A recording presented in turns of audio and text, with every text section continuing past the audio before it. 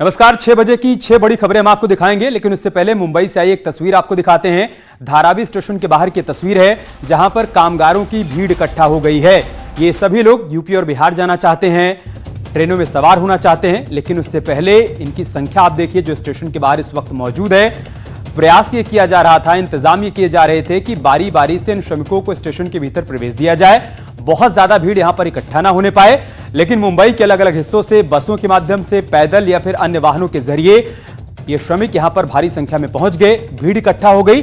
और अब यहां पर पुलिस और प्रशासन के सामने चुनौती यह है कि किसी तरीके से इस भीड़ को कंट्रोल किया जाए, जो फिलहाल होता हुआ नजर नहीं आ रहा है, क्योंकि लोगों की संख्या बहुत ज्यादा है और प्रशासनिक तैयारियां उसके मुकाबले नाकाफी हैं। ऐसी तस्वीर मुंबई के अलग अलग रेलवे स्टेशन से सामने आ रही है। सीएसटी से भी ऐसी तस्वीर सामने आई है, जहां पर श्रमिकों और कामगारों का रेला लगा हुआ है। क्रमबद्ध तरीके से कतारों में ये लोग तो खड़े हैं, लेकिन सोशल डिस्टेंसिंग का पालन नहीं हो पा रहा है। जो 1 मीटर की दूरी की बात कही गई है स्वास्थ्य मंत्रालय की तरफ से, उसका पालन नहीं हो पा रहा है, क्योंकि इनका मकसद सिर्फ और सिर्फ इतना है कि किसी भी तरीके से इनको स्टेशन में प्रवेश मिल जाए, ये ट्रेन में सवार हो जाएं, अपने घर पहुंच जाएं। इस दौरान इनको इस बात की चिंता, इस बात की फिक्र नहीं है कि अगर किसी कोरोना संक्रमित की चपेट में आ गए, उसके संपर्क में आ गए, तो ये भी कोरोना संक्रमित हो सकते हैं। आप देखिए, भारी संख्या में लोग लगातार आगे बढ़े जा रहे हैं स्टेशन की तरफ। बस ये चाहते हैं कि किसी भी तरीके से बगैर समय गवाए ये स्टेशन में प्रवेश कर जाएं और ट्रेन में सवार हो जाएं। और मुंबई के धारावी में जो भीड़ इकट्ठा है, उसको देखते हुए रिएक्शन भी सामने आ रहे हैं। उद्धव पर पीयूष गोयल ने ट्वीट के जरिए निशाना साधा है। महाराष्ट्र सरकार आज भी तैयारी नहीं कर पाई। आज 145 श्रमिक स्पेशल ट्रेन चलनी थी, 3 बजे तक 50 ट्रेनें निकलनी थी, लेकिन सिर्फ 13 ट्रेनें अब तक रवाना हो पाई हैं। महाराष्ट्र सरकार ने से अनुरोध है कि वो रेलवे को सहयोग करे, यात्रियों को पहुंचाने में मदद करें। ये ट्वीट किया है रेल मंत्री पीयूष गोयल ने, जो कि लगातार महाराष्ट्र सरकार को निशाने पर ले रहे हैं। उनका यह कहना है कि रेलवे की तरफ से इंतजाम तो किए जा रहे हैं, ट्रेनें भी मुहैया करवाई जा रही हैं, लेकिन महाराष्ट्र सरकार की तैयारियां ही अधूरी हैं। उनके पास लिस्ट नहीं है, उनके पास कार्य योजना नहीं है कि कैसे मजदूरों, कामगारों और श्रमिकों को स्टेशन तक पहुंचाया जाए, कैसे उनको वहां से रवाना किया जाए। और यही वानगी आज भी देखने को मिल रही है। एक बार फिर से यहां पर ट्रेनें तो भेज दी गई, लेकिन श्रमिक और कामगार स्टेशन के भीतर नहीं पहुंच पाए।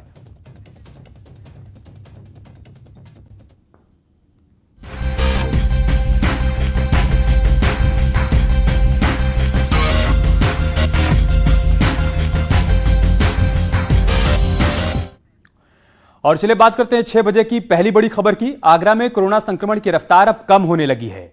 जिला प्रशासन ने हॉटस्पॉट का दायरा भी कम कर दिया है। मतलब यह है कि ताजनगरी में हालात अब धीरे धीरे बदलने लगे हैं। आगरा से अच्छी खबर, अब कंट्रोल में है कोरोना। सुधर रहे हैं ताजनगरी के हालात। कारगर है आगरा का नया मॉडल। बीते दिनों आगरा यूपी में कोरोना का एपिसेंटर बना हुआ था। संक्रमण के मामले तेजी से बढ़ रहे थे, 50, 100, 200, 400 और फिर देखते ही देखते आंकड़ा 800 के पार पहुंच गया। बढ़ते खतरे को देखते हुए योगी सरकार ने आगरा के लिए अलग से एक्शन प्लान बनाया। जिले में अघोषित कर्फ्यू लागू कर दिया गया। शहर के ज्यादातर हिस्सों को हॉटस्पॉट के रूप में घोषित कर दिया गया। नतीजा ये हुआ कि आगरा का नया मॉडल काम कर गया और अब ताजनगरी के हालात बदलने लगे हैं। ग्रामीण क्षेत्रों में तेजी से घटा है कोरोना और अब केवल 8 हॉटस्पॉट रह गए हैं, जबकि शहरी क्षेत्र में 27 हॉटस्पॉट बचे हुए हैं अभी। तो कुल 35 हॉटस्पॉट हैं और 35 हॉटस्पॉट क्लोज किए जा चुके हैं। और जो दायरा था वो अभी सिमट गया हॉटस्पॉट का। पहले 1 किलोमीटर का दायरा हुआ करता था, फिर 400 मीटर का दायरा निर्धारित किया गया था, लेकिन अब जो डीएम ने आदेश जारी किया है उसके तहत 250 मीटर दायरा होगा हॉटस्पॉट का। आगरा में अब तक 864 कोरोना पॉजिटिव मिले हैं, लेकिन अब एक्टिव केस सिर्फ 77 ही बचे हैं। 754 लोग ठीक होकर अपने घर जा चुके हैं और इलाज के दौरान 33 लोगों ने अपनी जान गंवा दी। राहत की बात यह है कि रिकवरी रेट बढ़कर 87% से ऊपर पहुंच चुका है। मार्च के महीने में आगरा में कोरोना के 8 नए केस सामने आए थे, जिसके बाद जिला प्रशासन और स्वास्थ्य विभाग की टीम हरकत में आई। इसके बाद कोरोना के नए मामले आने बंद हो गए। देश में आगरा मॉडल की चर्चा होने लगी, लेकिन अप्रैल महीने में आगरा में कोरोना बम फूटा। आंकड़े तेजी से बढ़ने लगे और आगरा मॉडल को फेल बताया जाने लगा। विपक्ष ने योगी सरकार को घेरना शुरू कर दिया। कांग्रेस महासचिव प्रियंका गांधी से लेकर समाजवादी पार्टी के अध्यक्ष अखिलेश यादव आगरा मॉडल पर तंज कसने लगे। इसके बाद सीएम योगी एक्शन में आए। सबसे पहले आगरा के सीएमओ को हटाया गया, लापरवाह अधिकारियों पर गाज गिरी और लखनऊ से 5 सदस्यों की एक टीम आगरा पहुंची। सब एक्शन में आए और एक्शन का असर भी दिखने लगा है। अब आगरा में कोरोना धीरे धीरे नियंत्रित हो रहा है, लेकिन जो हॉट स्पॉट इलाके हैं वहां पुलिस की सख्ती बरकरार है। कैमरामैन बंटी के साथ हिमांशु त्रिपाठी, न्यूज 18 आगरा। देश भर में लॉकडाउन से अब लोगों को धीरे धीरे राहत मिल रही है, जिसका असर सड़क से लेकर बाजार तक दिखाई भी देने लगा है। आज न्यूज 18 ने उन इलाकों का रियलिटी चेक किया जिन इलाकों में लॉकडाउन से पहले अक्सर जाम लगा रहता था। उन इलाकों में तस्वीर आज भी नहीं बदली है, जबकि अभी लोग पूरी क्षमता के साथ बाहर नहीं निकल रहे हैं। दिल्ली और यूपी को जोड़ने वाले कालिंदी कुंज बॉर्डर का हाल अब भी बेहाल दिखाई दे रहा है। ये तस्वीर तब है जब आधा अधूरा लॉकडाउन ही खुला है। ऑफिस खोलने की परमिशन मिल गई तो दिल्ली एनसीआर में नौकरी पेशा लोग सड़क पर आ गए। ऑफिस जाने के लिए घर से निकले, लेकिन जाम की झाम में फंस गए। खड़े हैं कालिंदी कुंज बॉर्डर पर, जहां पर आप देख सकते हैं कि लंबा जाम यहां पर लगा हुआ है, जिससे लोगों को काफ़ी परेशानी हो रही है। जो लोगों के पास, जिन लोगों के पास पास है उनको जाने की परमिशन है, लेकिन जिन लोगों के पास पास नहीं है उन लोगों को यहां पर पुलिस रोक रही है, क्योंकि बिना पास वालों को बॉर्डर क्रॉस करने की अनुमति नहीं है। सवाल यह है कि ये दिक्कत आ क्यों रही है? क्या केंद्र और राज्यों के बीच कोई तालमेल नहीं है, जिसका खामियाजा लोगों को सड़क पर भुगतना पड़ रहा है? ऐसा कब तक चलेगा? क्योंकि ये सिर्फ एक बॉर्डर की तस्वीर नहीं है। दिल्ली और गाजियाबाद बॉर्डर को सील कर दिया गया, जिससे लोग ट्रैफिक जाम में फंस गए। इस फैसले को गाजियाबाद जिला प्रशासन ने लिया है, जिसकी वजह से लोगों को दिक्कतों का सामना करना पड़ रहा है। ये हमारा बॉर्डर सील्ड है। यहाँ पे कुछ ही कैटेगरी के लोग हैं जिनको हम यहाँ से अलाउ कर रहे हैं, और जो जिनके पास पास और परमिशन है उसको हम अलाउ कर रहे हैं। ये सारी बातें लगातार हम बता रहे हैं। उसके बाद भी चूँकि लोगों को ऐसा लग रहा है कि संभवतः इधर भी काफ़ी फ्रीडम है और सारी चीज़ें जो यहाँ खुल रही हैं, शॉप्स वगैरह खुल रही हैं, तो सबको यहाँ से अलाउ किया जाएगा, ऐसा नहीं है। इसी के चलते, इसी एंटिसिपेशन में कि उनको भी यहाँ से एंट्री मिल जाएगी, सब लोग आकर के यहाँ पे जाम लगा रहे हैं। ये गाजियाबाद की एक तस्वीर है। दूसरी तस्वीर में भी लोगों का हाल बेहाल है। प्रशासन दावा कर रहा है कि हर किसी को जानकारी है, लेकिन सवाल है कि अगर जानकारी है तो फिर इतनी बड़ी संख्या में लोग बॉर्डर पर जाम क्यों लगा रहे हैं? कुछ नहीं सर, टाइम नहीं है सर। अच्छा, टाइम नहीं है? कहाँ, दफ्तर जाने के लिए? अरे सर क्यों परेशान कर रहे हो, किसी और को पकड़ लो। तो देख सकते हैं ये भी परेशान है दफ्तर जाने के लिए, और तमाम जो लोग हैं वो भी खड़े हैं। क्या सूचना थी आप लोगों की कि बॉर्डर सील हो गया है? हाँ सील तो हो गया है। दिक्कत हो रही है? दिक्कत तो दिख ही रहा, हो ही रही है। प्रशासन कह सकता है कि लोगों को लॉकडाउन में बाहर निकलने से बचना चाहिए, लेकिन कोई तो मजबूरी होगी जो लोगों को बाहर लाकर खड़ा कर रही है, या फिर सरकारों के वो नियम और कानून होंगे जो लोगों को सुविधाएं देने की बजाय मुश्किल बढ़ाने का काम कर रहे हैं। लोगों को पास इशू किए गए हैं, वही लोग बॉर्डर क्रॉस करेंगे, और जो आवश्यक सेवाएं हैं उनको बॉर्डर पर क्रॉस करने की अनुमति है। कोरोना से बचाने के लिए केंद्र सरकार ने संपूर्ण लॉकडाउन किया। अब जब लॉकडाउन में छूट दी जा रही है तो राज्य सरकारों के हाथ में व्यवस्था छोड़ दी गई है। ऐसे में राज्यों के अलग अलग नियम और कानून लोगों के लिए मुश्किल पैदा कर रहे हैं। न्यूज 18 के लिए गाजियाबाद से सुशील पांडे और नोएडा से प्रीति श्रीवास्तव की रिपोर्ट। राहुल गांधी ने आज वित्त मंत्री निर्मला सीतारमण पर पलटवार किया। उन्होंने कहा कि सरकार मुझे इजाजत दे तो एक मजदूर का नहीं बल्कि 10 से 15 लोगों का सामान उठा लूंगा। मेरा मजदूरों से बात करना उन्हें ड्रामा लगता है तो ये उनकी सोच है। दरअसल राहुल गांधी ने पैदल घर वापसी कर रहे कामगारों से बातचीत की थी, जिस पर एक हफ्ते पहले निर्मला सीतारमण ने राहुल गांधी पर निशाना साधा था। उन्होंने कहा था कि राहुल मजदूरों का टाइम खराब ना करें, वो जा रहे हैं तो जाने दें। अगर इतना ही है तो मजदूरों के साथ पैदल चलें और उनका सामान भी उठाएं।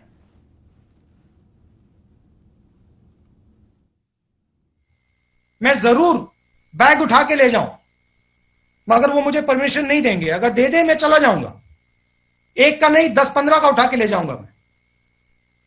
मगर मेरा लक्ष्य, मेन लक्ष्य जो उनके दिल में है वो हिंदुस्तान की जनता तक पहुंचाने का है। और अगर हम इनकी मदद नहीं करेंगे तो हम फिर किसकी मदद करेंगे?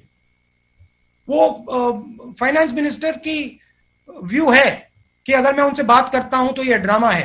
ठीक है, वो उनकी व्यू है, मैं उनको धन्यवाद करता हूं और मैं उनसे कहता हूं कि अगर वो चाहती हैं तो मैं यहां से उत्तर प्रदेश चला जाऊंगा, मुझे वहां अलाउ कर दें, मैं पैदल यहां से निकल जाऊंगा और जितने लोगों की मैं मदद रास्ते पे कर सकूंगा मैं कर दूंगा। माइग्रेंट्स को ट्रेन में बिठा करके उनके अपने घर भेजें, ना कि जब वो दुख के साथ पैदल जा रहे हैं उनके टाइम बर्बाद करते हुए उनके पास बैठ करके बातचीत करना। उससे बेहतर होगा उनके साथ पैदल जा करके उनके बच्चे को, उनके सूटकेस को साथ कैरी करके बात करते चलते। दुख के साथ कह रही हूं इस बात को, आराम से बोल सकते हैं। उनके अपने स्टेट्स को क्यों नहीं बोलता है कांग्रेस पार्टी? और ट्रेन लो और ट्रेन मंगवाओ सेंट्रल गवर्नमेंट से, उनमें उन माइग्रेंट्स को बिठाओ, ना कि क्योंकि कांग्रेस पार्टी बोलते हैं ये ड्रामाबाज हर दिन। मैं अभी उन्हीं के शब्दों को उपयोग करना चाहती हूं। ड्रामाबाज है। कल जो हुआ माइग्रेंट को उनके रास्ते पे चलते हुए बगल में बैठ करके बातचीत करने का, वो समय है क्या? वो ड्रामाबाज नहीं है क्या? आगे बढ़ते हैं। नरेंद्र मोदी की दूसरी पारी की जीत का आज पहला साल पूरा हो गया। दूसरे कार्यकाल में धमाकेदार जीत के बाद 30 मई को मोदी ने दूसरे कार्यकाल की शपथ ली थी।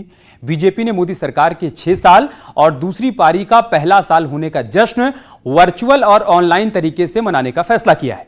लेकिन इस बार पब्लिक रैली नहीं होगी, बल्कि सोशल मीडिया का सहारा लिया जाएगा और करीब 750 वर्चुअल रैलियां आयोजित की जाएंगी। मैं नरेंद्र दामोदर दास मोदी ईश्वर की शपथ लेता हूं कि मैं विधि द्वारा स्थापित भारत के संविधान के प्रति सच्ची श्रद्धा और निष्ठा रखूंगा। ये शपथ आजाद भारत में जन्म लेने वाले पहले प्रधानमंत्री नरेंद्र मोदी की है, जिन्होंने 6 साल के कार्यकाल में कई बड़ी उपलब्धियों को अपने नाम किया है। इस सरकार ने जनता को बैंकिंग सिस्टम से सीधे जोड़ने की पहल की। जन धन योजना के तहत 31 करोड़ से अधिक लोगों के खाते खोले गए। इसके बाद देश के गरीबों को गैस चूल्हा कनेक्शन दिया गया। इस योजना से 3 करोड़ परिवारों को फायदा मिला। लेकिन भारत सरकार ने पाकिस्तान से रिश्तों को सुधारने की पहल भी की। प्रधानमंत्री मोदी पाकिस्तान तक चले गए, लेकिन नापाक पाकिस्तान की करतूतों ने रिश्तों में खटास पैदा करने में कमी नहीं छोड़ी। और फिर मोदी सरकार के कार्यकाल में पुलवामा अटैक हुआ, जिसके बदले में मोदी सरकार में सबसे चर्चित सर्जिकल स्ट्राइक और एयर स्ट्राइक की गई। इससे न सिर्फ भारत का मान बढ़ा, बल्कि पाकिस्तान के नापाक इरादों को भी सटीक जवाब दिया गया। पहले ही कार्यकाल में मोदी सरकार ने वन नेशन वन टैक्स लाने की योजना में कामयाबी पाई। जिस जीएसटी को मनमोहन सरकार लाने का प्लान बना रही थी, मोदी सरकार ने उसे 1 जुलाई 2017 से देश में लागू कर दिया। आजाद भारत के सबसे विवादित मुद्दे आर्टिकल 370 को हटाने का काम भी मोदी सरकार ने अपने दूसरे कार्यकाल के शुरुआती दिनों में ही पूरा कर दिया। जम्मू कश्मीर को 2 भागों में बांट दिया गया, जिसमें जम्मू कश्मीर और लद्दाख 2 केंद्र शासित प्रदेश बना दिए गए। इसके साथ ही कश्मीर का विशेष राज्य का दर्जा भी छीन लिया गया और देश में एक देश एक विधान और एक निशान की व्यवस्था लागू कर दी गई। इस फैसले के बाद मोदी सरकार ने एक और फैसला लिया, जिसके विश्व पटल पर खूब चर्चा हुई। देश में प्रदर्शनों का दौर भी चला, लेकिन सरकार अपने फैसले पर अटल रही। मोदी सरकार ने नागरिकता संशोधन कानून लागू कर दिया, जिसमें पाकिस्तान, अफगानिस्तान और अन्य देशों में रह रहे हिंदू, सिख, बौद्ध, पारसी और यहूदियों को नागरिकता मिलने का रास्ता साफ हो गया। और अब जब मोदी सरकार के कार्यकाल का दूसरा दौर चल रहा है, तब कोरोना संकट से निपटने के लिए भी मोदी सरकार की पहल की दुनिया भर में तारीफ हो रही है। अर्थव्यवस्था को पटरी पर लाने के लिए 20 लाख करोड़ की आर्थिक मदद की सरकार ने घोषणा की। लॉकडाउन लागू कर कोरोना को रोकने में कुछ हद तक मोदी सरकार कामयाब रही। इन फैसलों की बदौलत ही मोदी सरकार के विश्व भर में काफी सराहना हुई। विश्व के तमाम नेताओं ने मोदी सरकार के साथ साथ पीएम मोदी की जमकर तारीफ की। Bureau report, news 18। उन्नाव में ट्रिपल मर्डर और सुल्तानपुर में डबल मर्डर की वारदात से हड़कंप मच गया। पुलिस दोनों मामलों की गुत्थी सुलझाने की कोशिश कर रही है। लॉकडाउन में भी अपराधी अपने मिशन पर हैं। उन्नाव में ट्रिपल मर्डर से हड़कंप मच गया और आज थाना इलाके के पूरनखेड़ा गांव में एक महिला और उसकी 2 मासूम बेटियों की हत्या कर दी गई। गांव के बाहर तालाब के पास शव देखकर लोगों ने पुलिस को खबर दी। बताया जा रहा है कि तीनों शवों के गले में कपड़े का फंदा लगा हुआ था। एक लड़की की उम्र 8 साल और दूसरी की 4 साल की थी। जांच में फॉरेंसिक टीम, डॉग स्क्वाड और सर्विलांस टीम की भी मदद ली जा रही है। पुलिस महिला के पति और देवर से लगातार पूछताछ कर रही है। सूचना पाने के तत्काल बाद पुलिस वहां मौके पर गई और छानबीन करी और उससे ये पता लगा कि इनकी पारिवारिक विवाद का ये कारण हो सकता है। पिछले दिनों में महिला की लगातार विवाद चल रही है। इस महिला के 5 बच्चे हैं। 5 बच्चों में से ये 3 बच्चे घर पे थे। 2 बच्चों को लेकर संभवतः ये मायका के लिए रात को निकल गई थी। मायका इस घटनास्थल से लगभग 800 मीटर दूरी पर है। वहीं सुल्तानपुर में भी डबल मर्डर की वारदात सामने आई। गोसाईगंज के सलारपुर गांव में सिर फिरे प्रेमी ने शादी से इनकार करने पर प्रेमिका के मां बाप की गला रेतकर हत्या कर दी। आरोप के मुताबिक प्रेमी शादी की बात करने गया था, लेकिन इनकार करने के बाद उसने वारदात को अंजाम दे डाला। पुलिस आरोपी प्रेमी के खिलाफ केस दर्ज कर उसकी गिरफ्तारी के लिए दबिश डाल रही है। का कहना यह है कि रात को जो उसका प्रेमी है वो उसके पास आया और कहा शादी करने के लिए, तो उसने इनकार किया तो उसके पेरेंट्स ने उसे देख लिया। तो इसी में उसने पास में पड़े हुए हंसिए से पहले माँ को मारा, फिर उसके बाद में पिता को भी वार किया और उनको दोनों को हॉस्पिटल भेजने की तैयारी की गई तो डॉक्टरों ने मृत घोषित कर दिया है। अभी फिलहाल मौके पर शांति है और पुलिस के द्वारा जो विधिक कार्रवाई संपन्न की जा रही है, इसमें नामजद तहरीर प्राप्त हुई है। हैरानी की बात यह है कि ऐसे अपराधियों में खाकी का जरा भी खौफ नहीं है। सुल्तानपुर से आलोक श्रीवास्तव के साथ उन्नाव से अनुज गुप्ता, न्यूज़ 18। और एक बड़ी खबर लखनऊ से आ रही है। यूपी में टल सकते हैं पंचायत के चुनाव। यूपी में आगे बढ़ाए जा सकते हैं पंचायत चुनाव। 6 महीने तक पंचायत चुनाव की तारीख आगे बढ़ाई जा सकती है। लखनऊ से संवाददाता अजीत हमारे साथ इस वक्त जुड़ चुके हैं। अजीत, क्या जानकारी है इस खबर को लेकर? देखिए, बिल्कुल अमित, उत्तर प्रदेश से ये सबसे बड़ी खबर है क्योंकि त्रिस्तरीय जो पंचायत चुनाव है इसकी तारीखें आगे बढ़ाई जा सकती है क्योंकि 26 दिसंबर को ये कार्यकाल पूरा हो रहा है। लेकिन चूंकि कोरोना काल चल रहा है, लिहाजा जो तैयारियां हैं वो समय से प्रक्रिया पूरी न होने पर ये चुनाव आगे को बढ़ाए जा सकते हैं और बाकायदा करीब 5 महीने में पूरी होगी ये निर्वाचन की जो पूर्व प्रक्रिया। और 40 दिन पहले चूंकि इसकी जो सूचना जारी होती है वो की जाती है, लेकिन अभी तक चूंकि तैयारियां नहीं पूरी होती हैं, लिहाजा मौजूदा ग्राम प्रधानों को एक्सटेंशन देने या एडीओ को प्रशासक बनाने का प्रस्ताव पर फैसला हो सकता है क्योंकि बड़ा चुनाव होता है। जिला पंचायत जो ब्लॉक प्रमुख का चुनाव होता है, इसी पंचायत चुनाव के बाद वो प्रक्रिया आगे बढ़ती है। जो क्षेत्र पंचायत सदस्य चुने जाते हैं वो ब्लॉक प्रमुख को चुनते हैं और जो जिला पंचायत सदस्य चुने जाते हैं वो जिला पंचायत अध्यक्ष को चुनते हैं और फिर ये दोनों मिलकर एमएलसी यानी विधान परिषद चुनाव में विधानसभा के विधान परिषद सदस्य को चुनते हैं। ये बड़ा चुनाव होता है उत्तर प्रदेश की दृष्टि, लिहाजा तैयारी नहीं पूरी होने की वजह से चूंकि कोरोना काल चल रहा है, लिहाजा सारा ध्यान कोरोना वायरस से निपटने को लेकर है। ये इस वक्त की सबसे बड़ी खबर है उत्तर प्रदेश के लिहाज से कि पंचायत चुनाव की तारीखें 6 महीने के लिए आगे बढ़ाई जा सकती है। ठीक है, बहुत शुक्रिया अजीत आपका हमारे साथ जुड़ने के लिए और जानकारी हम तक पहुंचाने के लिए। रायबरेली में मारपीट का लाइव वीडियो सामने आया है जहां पर 2 पक्षों के बीच जमकर हाथापाई हो गई। बुजुर्ग और महिलाएं भी इस दौरान मारपीट करती हुई नजर आई। बताया जा रहा है कि मंदिर के विवाद को लेकर मारपीट शुरू हुई थी। घटना मुरैयापुर इलाके की है। मारपीट का वीडियो सोशल मीडिया पर वायरल हो रहा है।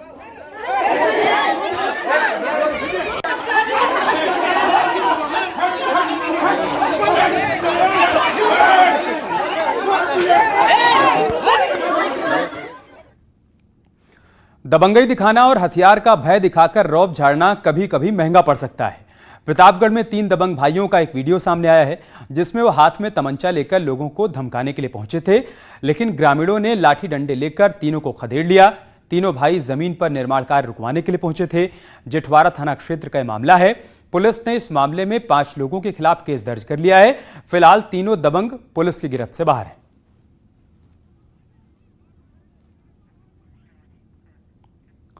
और अब खबर वाराणसी से है, जहां पर आपसी विवाद में युवक ने गोली चला दी। जमीन विवाद में कहासुनी के बाद यह फायरिंग हुई। चौबेपुर थाना क्षेत्र के कमौली गांव में यह वारदात हुई है। सोशल मीडिया पर वीडियो वायरल होने के बाद पुलिस कार्रवाई करने में जुट गई।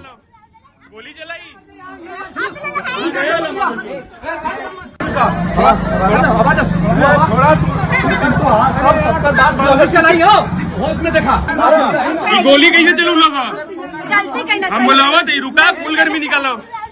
कोरोना काल में बच्चों के नाम भी यादगार रखे जा रहे हैं। मेरठ में एक दंपत्ति ने अपने जुड़वा बच्चों का नाम सैनिटाइजर और क्वारंटाइन रखा है। इन नामों को जो भी सुन रहा है वो दंपत्ति के फैसले की दाद दे रहा है। मामला मोदीपुरम इलाके के पबरसा गांव का है। दरअसल महामारी के इस दौर में क्वारंटाइन और सैनिटाइजर लोगों की जिंदगी का अहम हिस्सा हो चुके हैं। इसी वजह से इस दंपत्ति ने अपने बच्चों का नाम सैनिटाइजर और क्वारंटाइन रखा है।